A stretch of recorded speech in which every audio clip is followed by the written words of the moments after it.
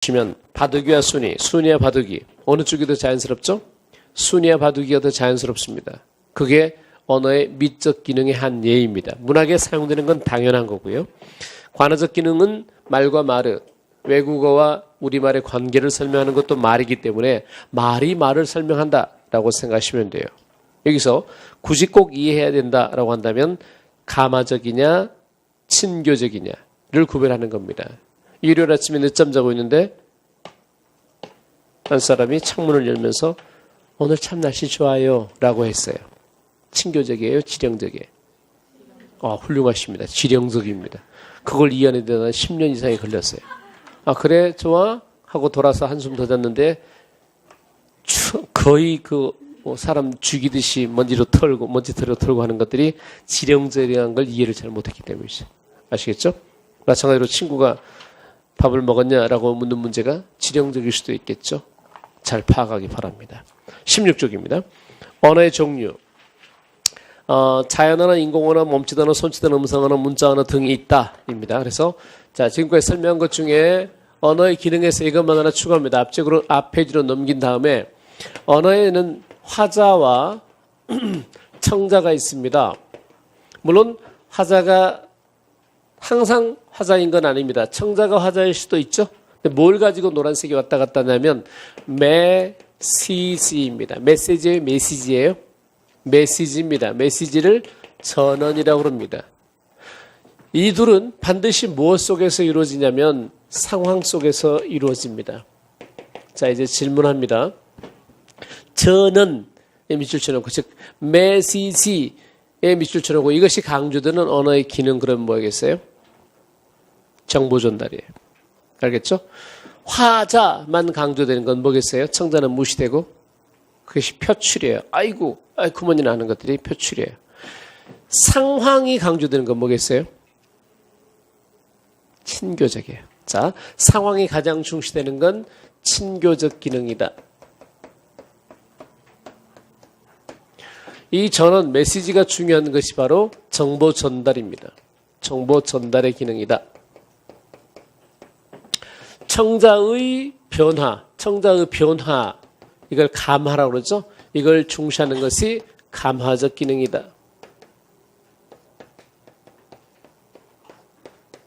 오직 화자만 초점을 두는 것은, 오직 화자에만 초점을 두고 있다면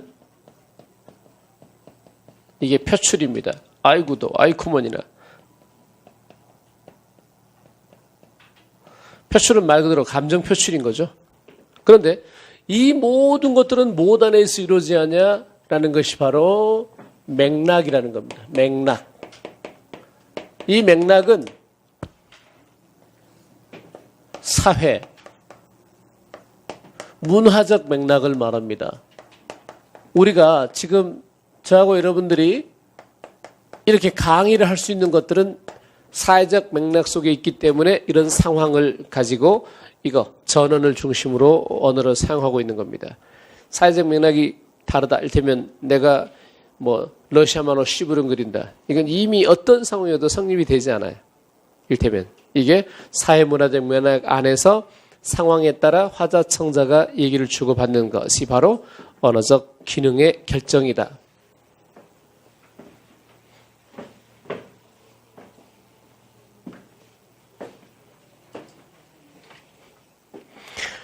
자, 그 다음에 이제 언어의 종류 중에서는 이것만 기억합니다. 언어의 종류에서는 당연히 문자 언어, 음성 언어, 문자 언어, 음성 언어 등이 있는데, 여러분,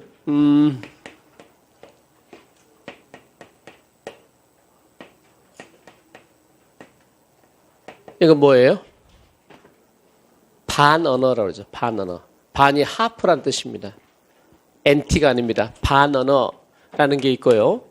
비언어라는 게 있습니다. 물론 이것은 이미 뭘 전제하는 거, 언어를 전제하는 거죠.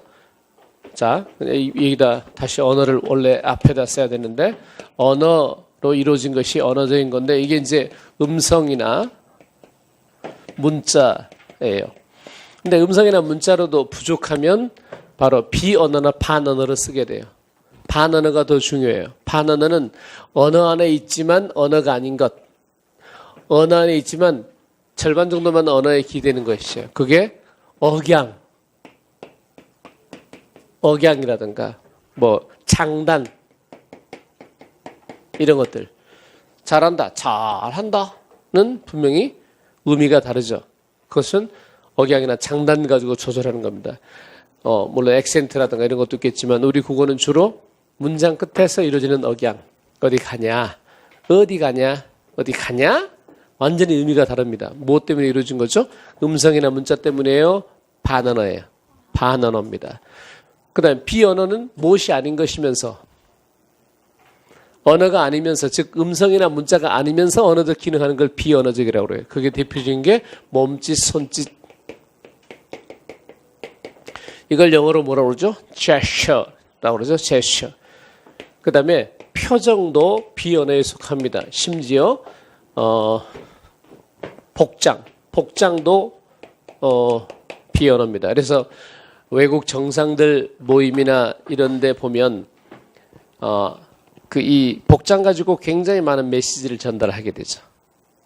그래서 어떤 그 사람은 여기다가 뭐 비둘기 같이 부드러운 걸 블로치를 차고 가면 이 주제에 대해서 나는 협조적이다라는 거고, 뭐 매 같은 걸 차고 가면 이 주제에 대해서 나는 단호할 것이다라는 메시지가 있어요.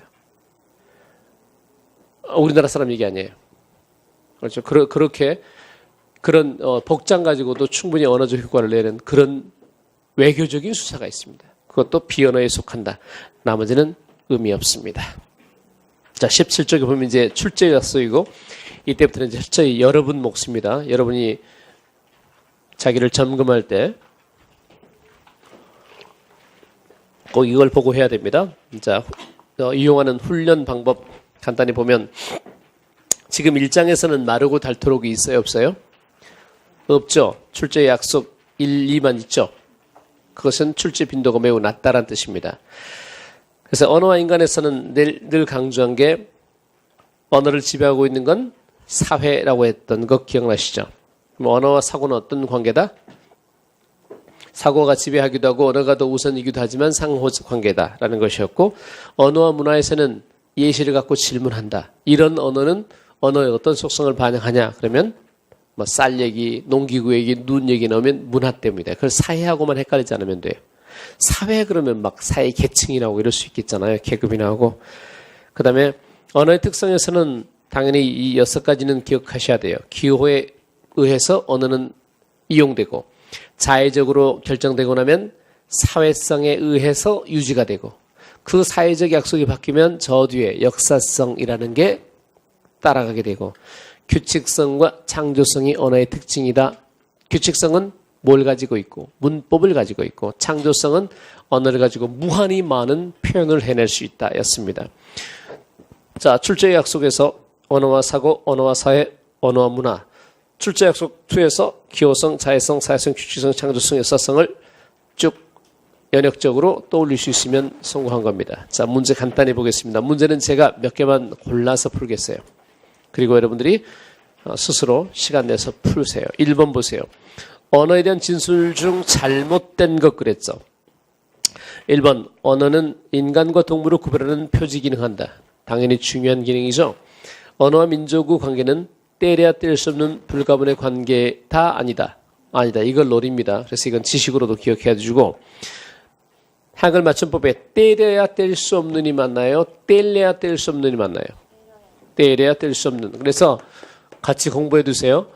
출제 빈도 가장 높은 언어의, 아까 얘기했던 언어의 사용편에서 7급에서 이렇게 나오는 것 중에 하나입니다.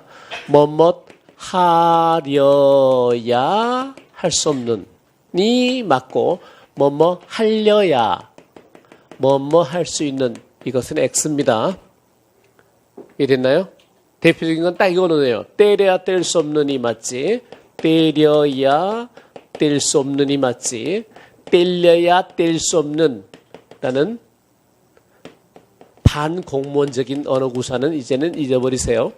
이건 문자 보낼 때도, 이 친구들하고 얘기할 때도 지적질하면 왕따 당하기 쉬워요.